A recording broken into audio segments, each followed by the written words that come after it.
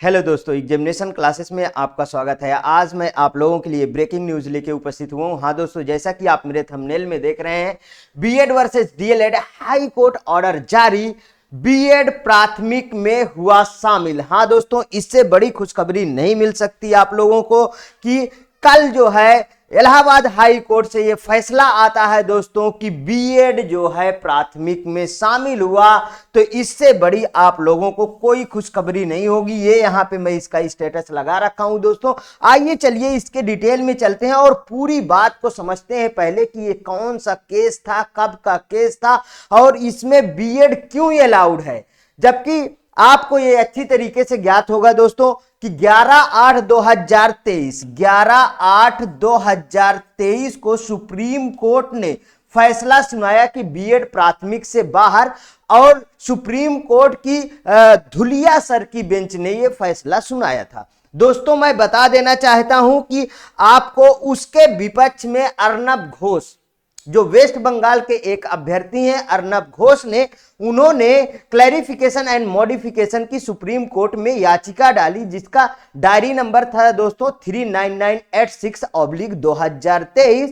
उसको अभी फिलहाल में क्या कर दिया गया है, याचिका को खारिज कर दिया गया, ये कह के कि ये कैंडिडेट ही सिलेक्टेड नहीं है।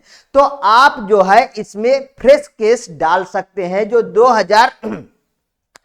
2018 के पहले के शिक्षक अभ्यर्थी हैं बीएड धारी, मींस की फ्रेश केस उनके तहत डाला जा सकता है। अब दोस्तों बात यहां है कि ये कौन सा एडवर्टीजमेंट था और कब का था जिसमें बीएड को अलाउ किया गया। तो दोस्तों अब बात कर लेते हैं कि ये 2011 का, जब यूपी में मायावती जी का गवर्नमेंट शासन था, मींस की मायावती जी मुख्यमंत्री थी यूपी के। उस समय ये जो है ये वैकेंसी निकाली गई थी, जिसकी संख्या थी दोस्तों लगभग 72,885 के करीब इसकी संख्या थी। ठीक है, उसके बाद मायावती की गवर्नमेंट चली जाती है। कितनी संख्या थी मैं यहां पे लिख देता हूं, 72,885 की संख्या थी, जिसमें मायावती की गवर्नमेंट चली जाती है और फिर से हमारे माननीय मुख्यमंत्री जी अखिलेश जी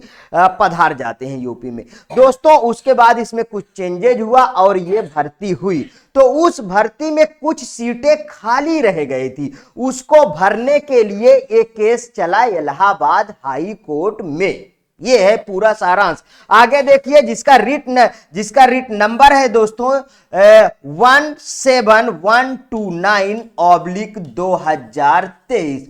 उसको भरने के लिए केस चला और लगभग एक डिकेड के बाद, मींस 10 साल के बाद कल फैसला आता है दोस्तों। 12 तारीख को, 12/1/2024 को फैसला आता है कि इसमें बीएड अलाउ।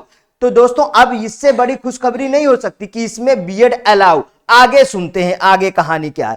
दोस्तों मैं बता देना चाहता हूं कि अब इसमें बीएड अलाउ हुआ है, तो वो कैसे हुआ है पहले इसमें समझते हैं, फिर और आगे बात करते हैं। देखिए ये लगभग 28 या 28 पेज का जजमेंट है। मैं जल्द से जल्द आपको दिखा देता हूं, उसके बाद चलते हैं दोस्तों इसके पूरी कहानी पे।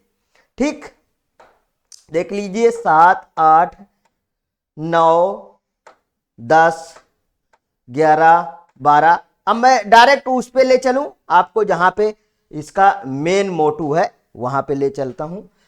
पेज नंबर 27 है, पॉइंट 18 को आप देखेंगे। दोस्तों अब इसको देखने से पहले और थोड़ी सी बात कर लेते हैं। आप जानते हैं कि हमारा जो एनसीटीई का गाइडलाइन था दोस्तों, एनसीटीई का गाइडलाइन था वो 28/6/2018 को गाइडलाइन जारी किया था। और ये वैकेंसी कब की है, 2011। तो उस समय, उसके पहले जब ये वैकेंसी थी दोस्तों, उसके जमाने में उसके जमाने में हमारे पास बीएड अभ्यर्थी अधिक मिलते थे, उस समय डीएलएड अभ्यर्थी नहीं मिलते थे। क्या है दोस्तों, उस समय डीएलएड अभ्यर्थियों को कमी थी।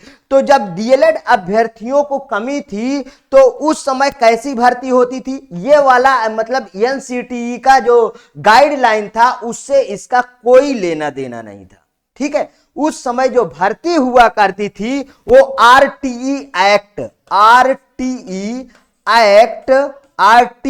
एक्ट दोस्तों 23 आरटीई एक्ट 23 आरटीई एक्ट धारा 23 उपधारा 2 के तहत ये भर्ती होती थी, जिसमें राज्य सरकार मतलब कि जिसमें राज्य सरकार मतलब केंद्र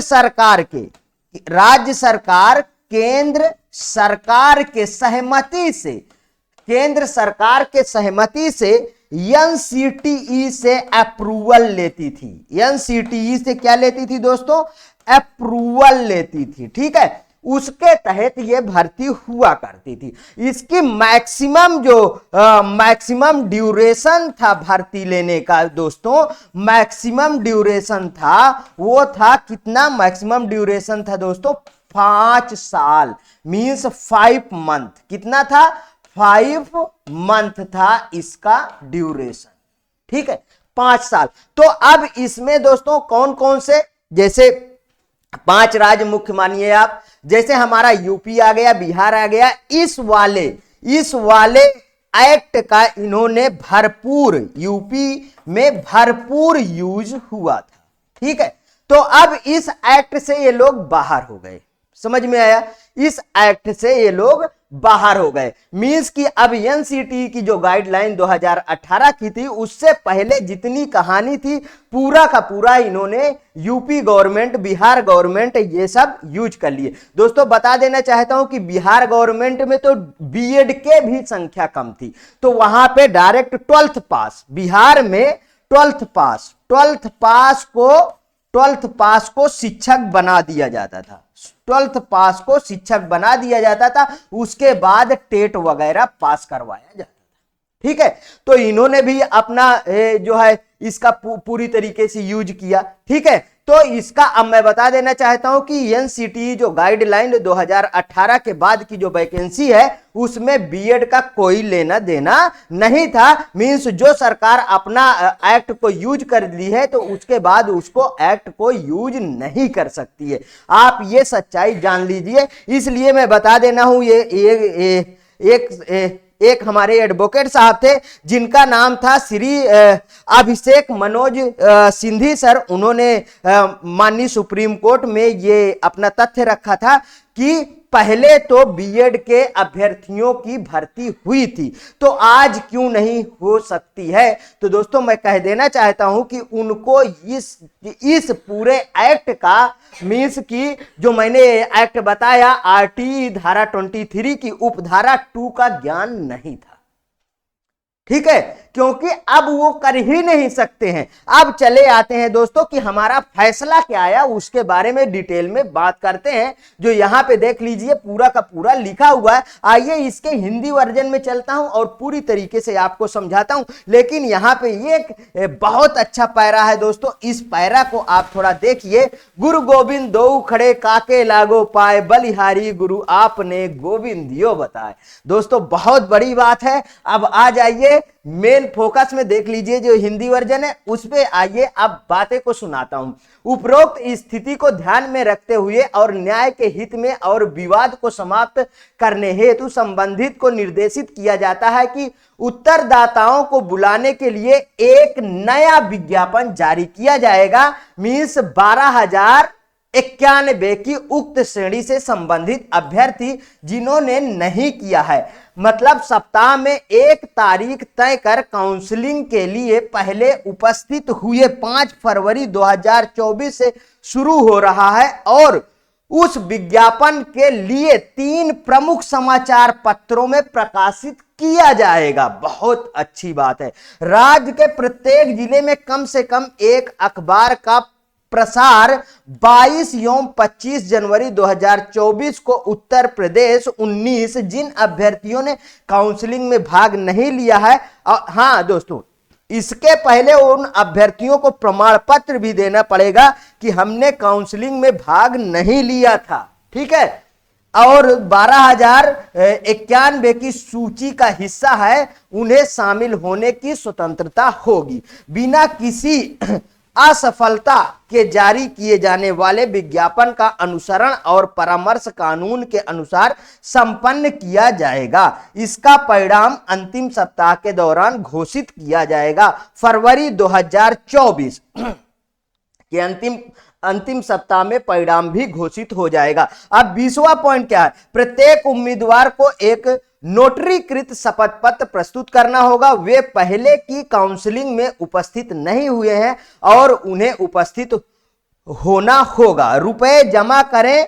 संबंधित से पहले अतिरिक्त परामर्श के लिए कितना है? 2,000 रुपए का काउंसलिंग फीस भी निर्धारित है। यहां पे आ जाइए 21 पॉइंट में उपरोक्त टिप्पणियों एवं निर्देशों के साथ समस्त रिट याचिकाओं का निपटारा किया जाता है। 22वां पॉइंट, इस फैसले से अलग होने से पहले यह देखा गया है कि यह कोर्ट ने गंभीर हलफनामाओं पर ध्यान देने की कार्रवाई शुरू कर दी। याचिकाकर्ताओं को परामर्श के बारे में उनके बयान के संबंध में और कि वे एक शिक्षक बनने के इच्छुक हैं, एक उच्च सम्मानित पद, इतना ही कि एक शिक्षक को रखा गया है ईश्वर से भी ऊपर का स्थान, जैसा कि कई वर्ष पहले संत कबीर का था। दोस्तों, गुरु गोविंदो खड़े काके लागो पाए, बलिहारी गुरु आपने गोविंदियो बताए।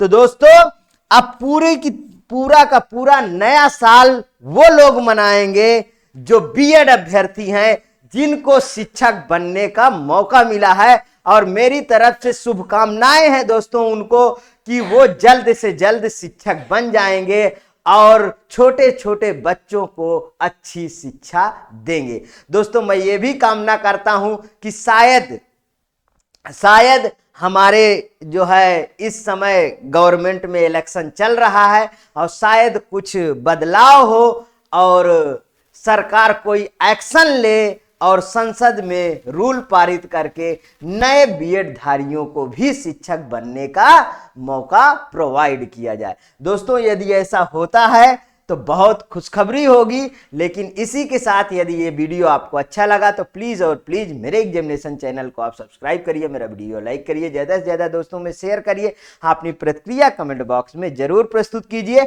सही तथ्य जानने के लिए थैंक यू।